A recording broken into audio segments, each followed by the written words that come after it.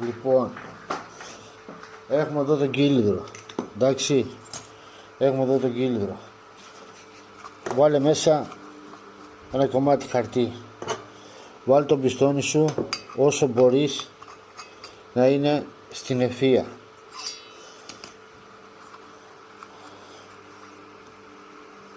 Καλά μου λένε εμένα ότι πόσο άχρηστοι μηχανικοί υπάρχουν. Καλά μου το λένε εμένα, ναι. Δεν έχω ακούσει μια φορά να μου πει ένας ότι πήγα σε αυτό το μάστορα και ήτανε, μιλάμε, μαστοράτζα.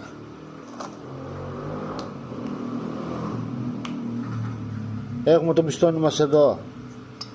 Κάτσε, το έχω βάλει με τη σωστή μεριά, το έχω βάλει ανάποδα. Έχουμε το πιστόνι μας εδώ. Προσέχουμε να είναι στην ευθεία. Εντάξει, σημειώνουμε. Εδώ.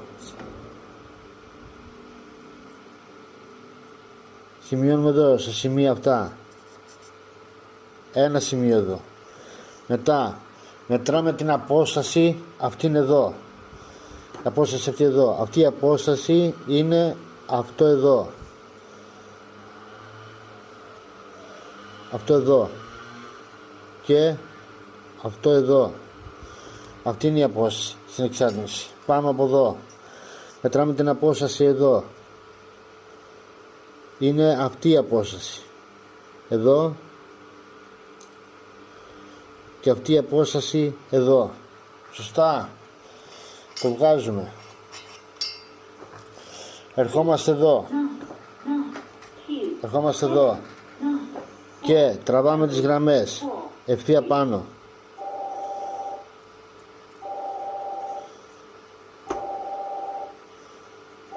Τραβάμε τις γραμμές εδώ ευθεία πάνω.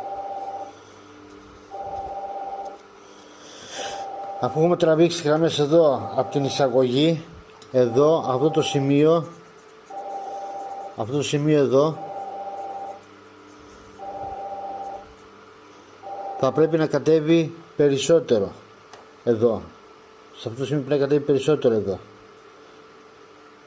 Εδώ. Πάμε από την άλλη μεριά, στην εξάτμιση. Αφού έχουμε τραβήξει τις γραμμές ευθεία πάνω, σε αυτό το σημείο εδώ τραβάμε περισσότερες τις γραμμές. Τι κάνουμε τώρα εδώ?